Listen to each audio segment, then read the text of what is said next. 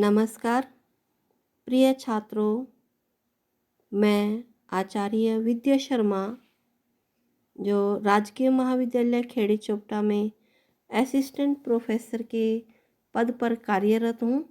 आज की e learning कक्षा में आप सभी का स्वागत करती हूँ। आज हम बीए प्रथम वर्ष द्वितीय सेमेस्टर के ध्रुव स्वामिनी नाटक की गद्यांश व्याख्या करेंगे। तो आइए अब हम शुरुआत करते हैं। आप सबका कक्षा में स्वागत है।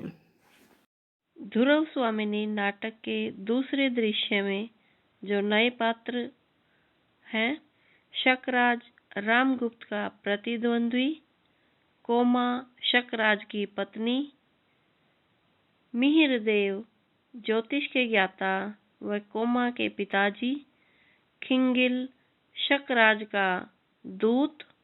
ध्रुव स्वामिनी नाटक के दूसरे दृश्य का सार।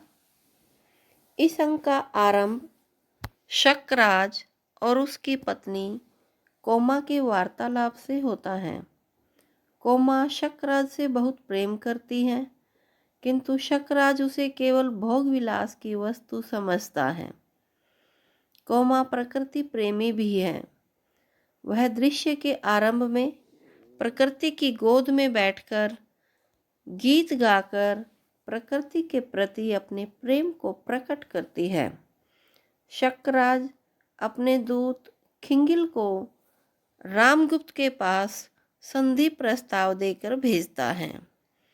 रामगुप्त संधि शर्तों को स्वीकार कर लेता है तो शकराज फूला नहीं समाता।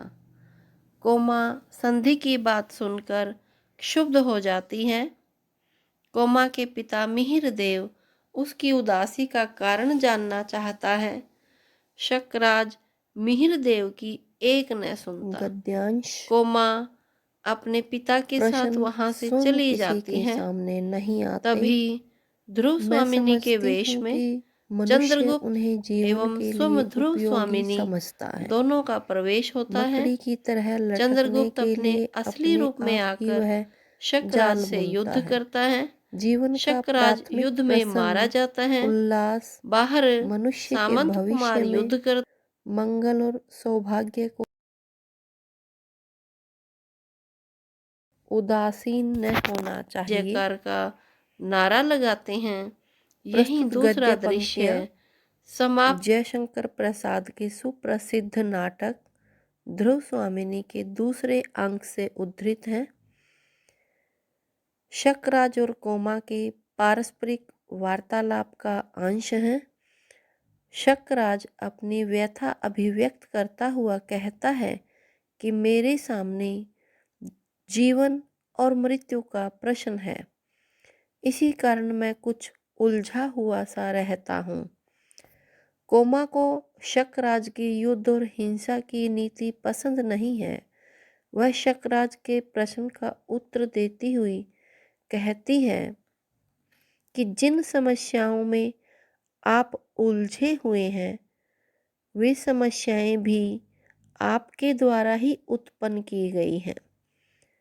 ये प्रश्न और समस्याएं अपने आप कहीं से नहीं आती।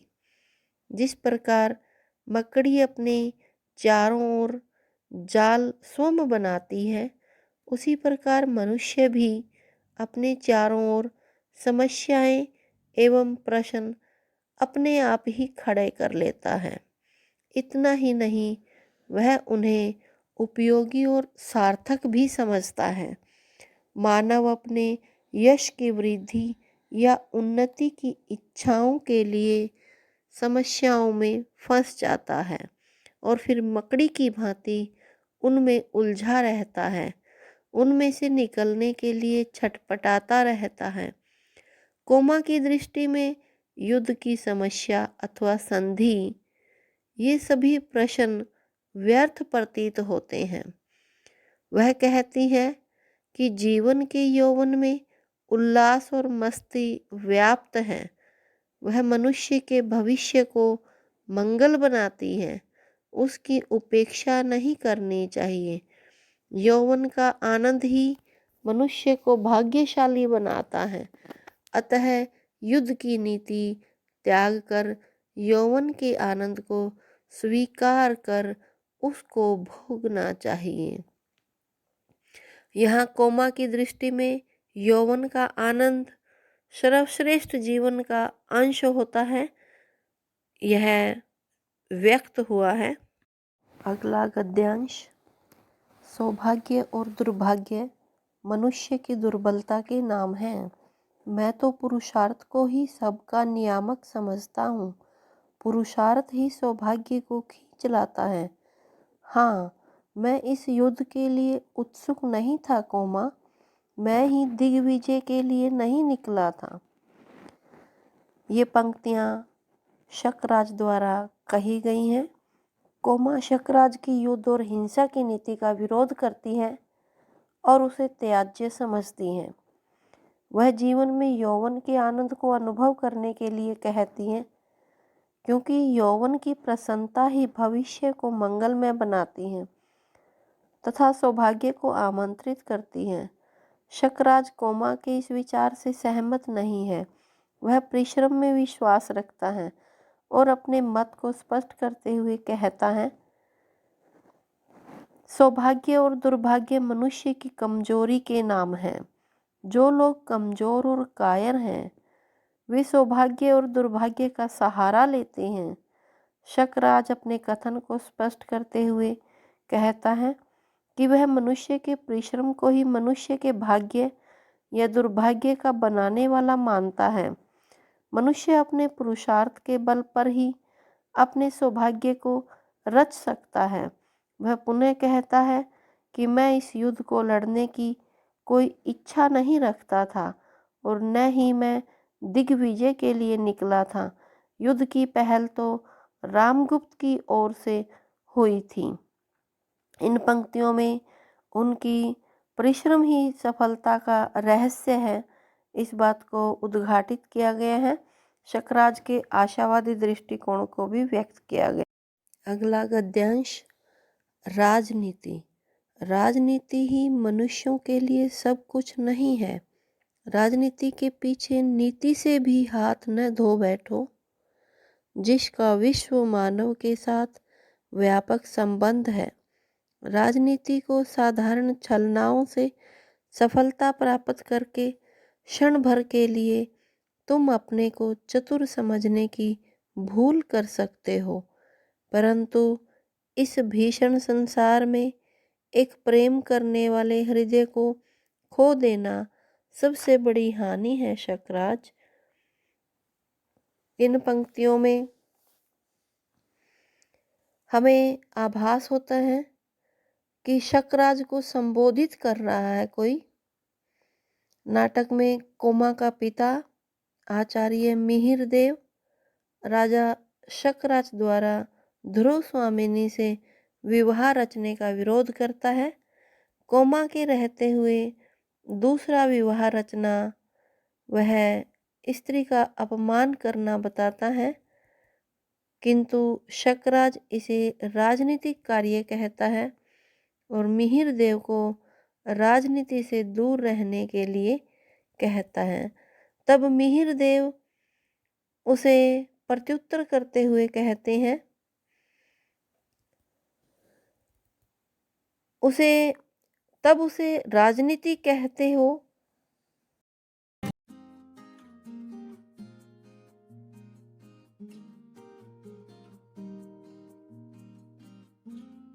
अगला गद्यांश।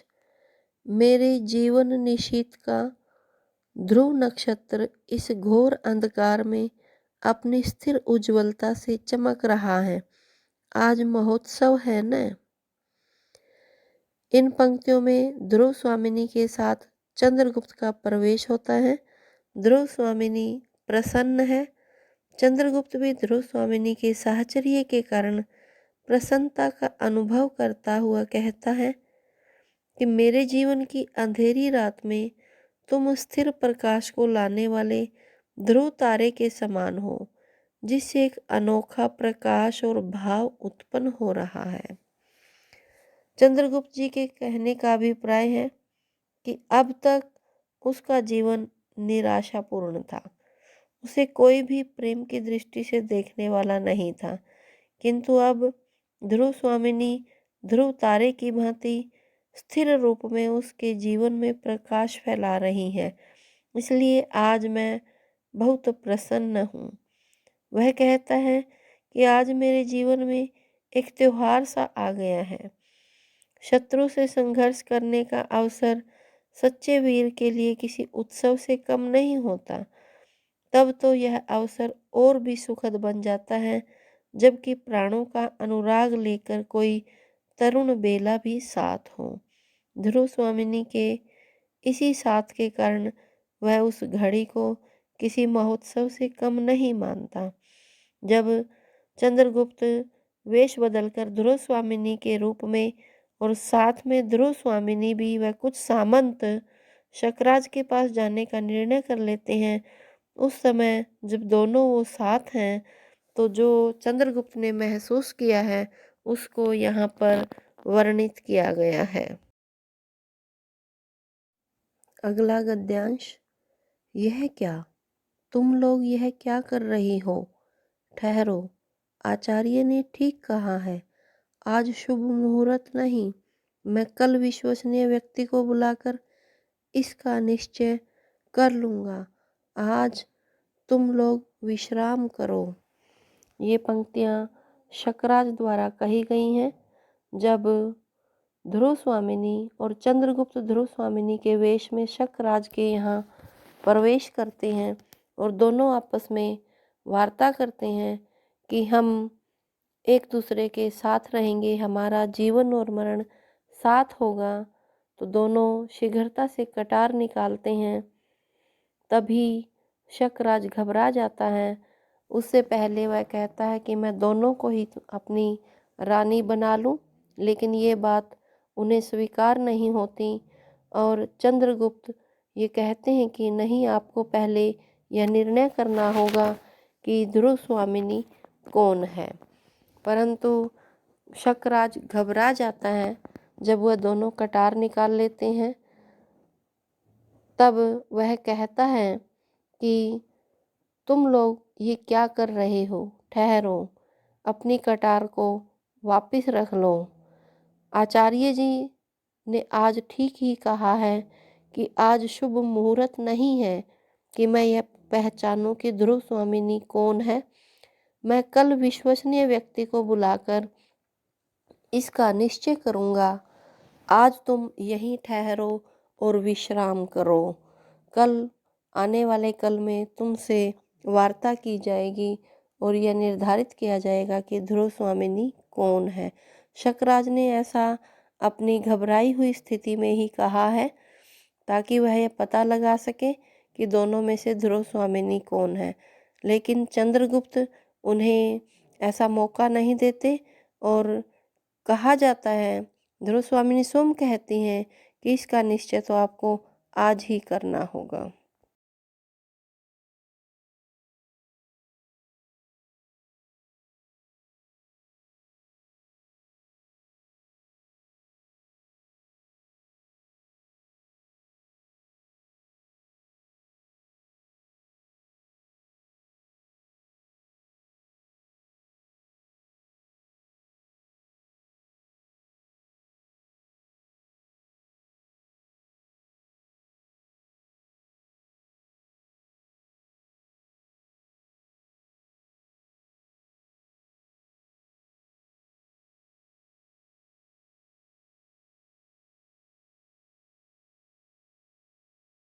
ध्रुव स्वामिनी नाटक का तीसरा दृश्य, जिसका सार इस प्रकार है। शकराज के दुर्ग पर विजय का समाचार सुनकर ध्रुव स्वामिनी से भेंट करने के लिए रामगुप्त के आगमन संबंधी कोलाहल से आरंभ होता है। तीसरा अंक। दुर्ग में ध्रुव स्वामिनी चिंता मगन है। मंदाकिनी ध्रुव स्वामिनी को बधाई देने के लिए आती हैं। उसके मुख से महादेवी के स्थान पर भाभी शब्द सुनकर बहुत खुश होती हैं। कोमा और मिहिर देव का आगमन होता है। वह ध्रुव स्वामिनी से शकराज के शव की भीख मांगती हैं। कोमा शव लेकर चली जाती है। शकराज का शव ले जाते हुए मिहिर देव और कोमा का रामगुप्त अपने सैनिकों द्वारा वध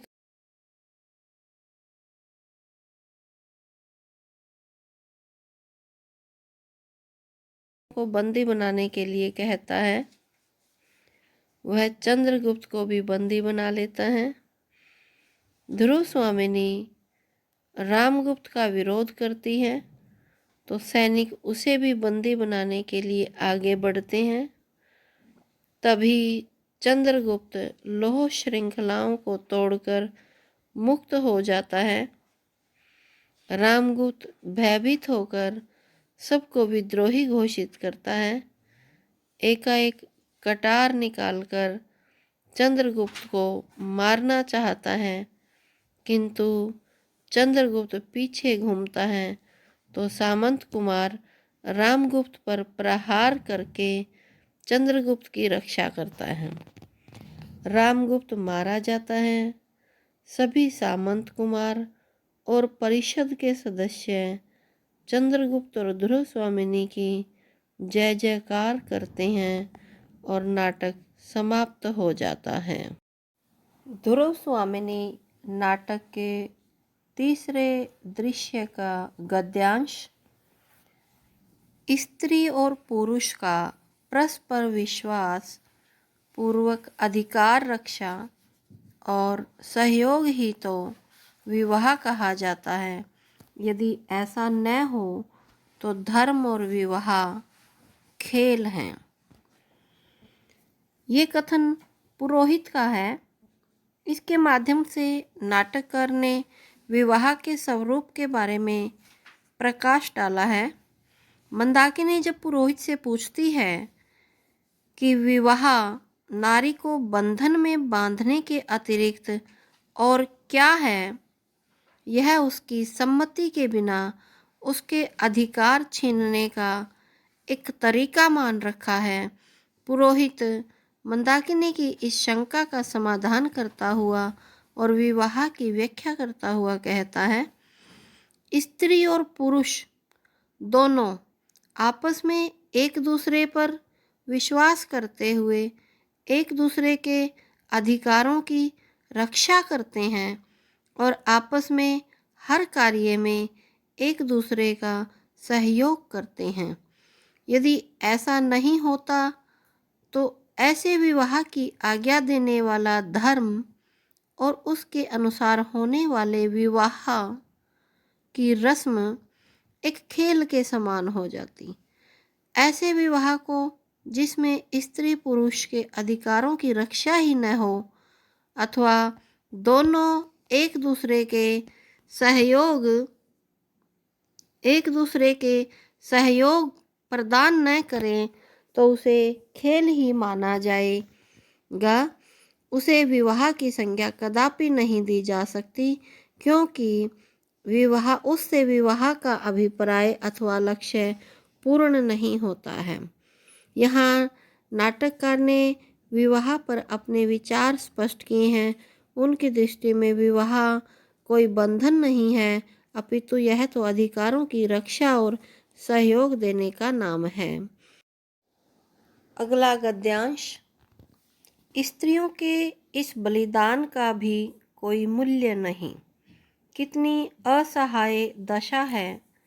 अपने निर्बल और अवलंब खोजने वाले हाथों से वह पुरुष के चरणों को पकड़ती है और वे सदैव इनको तिरस्कार, घृणा और दुर्दशा की भिक्षा से उपकृत करते हैं। तब भी ये बावली क्या मानती हैं। ये पंक्तियाँ मंदाकिनी द्वारा कही गई हैं। उसने ये शब्द कोमा को लक्ष्य करके कहे हैं। उसे अपनी जो कोमा है, कोमा को अपने प्रेमी से घृणा और तिरस्कार के अतिरिक्त कुछ भी नहीं मिला है।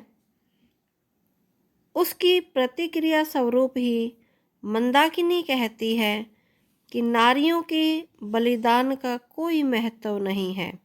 वे पुरुष के लिए अपना सब कुछ त्याग देती हैं। क्या नारी का यह बलिदान कम है? फिर भी नारी की कैसी असहाय स्थिति है। वह अपने कमजोर और सहारा खोजने वाले हाथों से पुरुषों के चरणों को पकड़ती है, अर्थात पुरुष की शरण में आती है। किंतु क्या पुरुष उसको आदर सहित स्वीकार करता है, सहारा प्रदान करता है? नहीं, वह सदा उसे तिरस्कार और नफरत व दुर्दशा की भीख ही देता है। कहने का अर्थ है, पुरुष नारी के प्रेम के बदले उसे घृणा ही देता है। यह सब कुछ जानते हुए भी वह बेचारी कोमा पुरुषों से क्या चाहती है। यह सोचती है कि इसके प्रेम के बदले में इसे प्रेम मिलेगा, लेकिन ऐसा कदापि नहीं होता। ऐसे जानते हुए भी इसका रोना और व्याकुल होना व्यर्थ है। अगला गद्यांश। तनिक भी नहीं, ब्राह्मण केवल धर्म से ही भयभीत है। अन्य किसी भी शक्ति को वह तुच्छ समझता है। तुम्हारे बधिक मुझे धार्मिक सत्य कहने से रोक नहीं सकते। उन्हें बुलाओ, मैं प्रस्तुत हूँ। ये पंक्तियाँ पुरोहित द्वारा कही गई हैं। पुरोहित को रामगुप्त और ध्रुव स्वामिनी के वैवाहिक संबंधों पर धर्मशास्त्रों का निर्णय सुनाना है। वह रामगुप्त और ध्रुव स्वामिनी के संबंधों को भ्रांतिपूर्ण बंधन बताता है। वह कहता है, इस संबंध को अधिक देर तक नहीं निभाया जा सकता, क्योंकि रामगुप्त गौरव विहीन, पतित और कायर है। पुरोहित के मुख से ये शब्द सुनकर रामगुप्त उसे मृत्युदंड की धमकी देता है, किंतु पुरोहित पर धमकी का कोई प्रभाव नहीं पड़ता। अपने कर्तव्यों की घोषणा करता हुआ पुरोहित कहता है कि मुझे तनिक भी डर नहीं है तुम्हारी इन धमकियों का, ना ही मुझे मृत्यु का डर है। ब्राह्मण केवल धर्म से ही डरता है, वह किसी भी अन्य शक्ति से नहीं डरता। बाकी सभी शक्तियों को वह तुच्छ समझता है। तुम्हारे ये मारने वाले सैनिक मुझे सच्चाई कहने से रोक नहीं सकते। तुम उन्हें बुला सकते हो, मैं मरने के लिए भी तैयार हूँ, किंतु सच्चाई कहने से तुम मुझे नहीं रोक सकते। ब्राह्मण धर्म एवं कर्तव्य को भी उजागर किया गया है। वह पुरोहित के चरित्र की दृढ़ता और महानता का वर्णन है। Trust me, consider your message received.